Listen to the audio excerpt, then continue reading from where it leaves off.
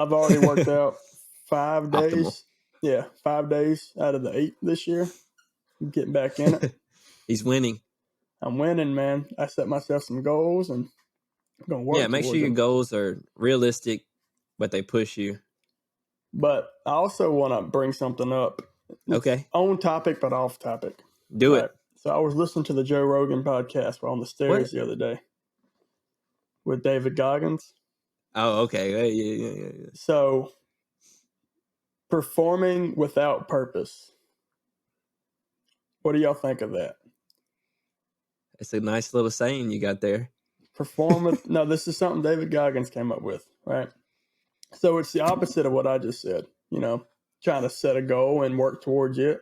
Are you talking about because he says he doesn't train for a race? Yeah, he doesn't just train does. for anything. He just works. Performing without, something he's trying to perform for. Just showing up. That's a good strategy. I feel like because that's what, if you're familiar with powerlifting, that's what Westside used to do. They would never peak for a meet. Like most powerlifters, they have a 12-week cycle. They just went in every day. And then if they had a meet, they just went to the meet. And they just kept doing their regular work. They may have taken a day or two, but that's not a real peak for advanced powerlifters like that. But I think that's a certain, I don't think that's a bad thing. I think that could work for some people. It's good. And but obviously me, I'm training with a purpose until I can train without one. Yeah, that's a good stepping stone. Yeah, I think most people are probably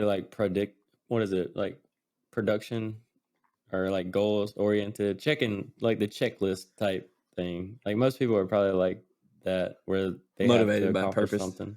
Yeah, I think most people actually do the performing without the purpose because they don't have most people. I feel like don't have a strategy. They don't have a plan.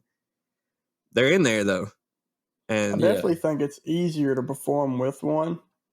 Yeah, it is just to get you started, right? Because once you it get keeps started, you in there. Yeah, it's then you don't need a purpose. It becomes a habit, becomes priority. Yeah, and then it's just for it's life. Like you know where you want to go. So then, but most people don't map out how to get there. They're just like, I want to do this. They don't say, how do I get to do this? Like, yeah, they set the goal, but they don't break it down. So it gives you something to work after pieces. To have a goal. I think that's good. 4x4x48. Just do it, bro.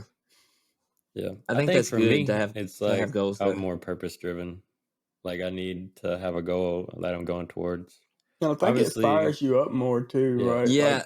You got this thing that you really want to do, and it's going to suck. So you want to work as hard as you can to make it suck less. Yeah, it's easy to when you don't have a purpose, just to kind of fall off. I feel like. Yeah, so I feel like if there's no point. Yeah, if you're because you don't. It's when you're just going in there, you're not making big changes. It's easy to just get caught up in what's the point of this? I'm just wasting my time, basically.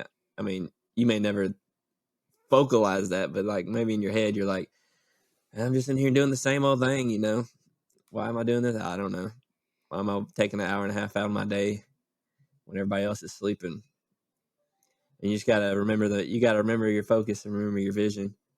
If you don't have goals, you need to have something. You need to have some purpose. Like he said, David Goggins. His purpose is to get through life and to get through all the trauma he's gone through.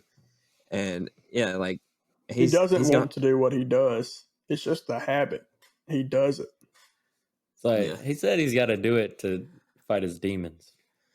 Yeah, to fight his demons. It's just like this, bro. Having goals is like the ghost of your life. Sometimes you got to blow that thing out of the water, man. It'll get you going, bro. Hey, y'all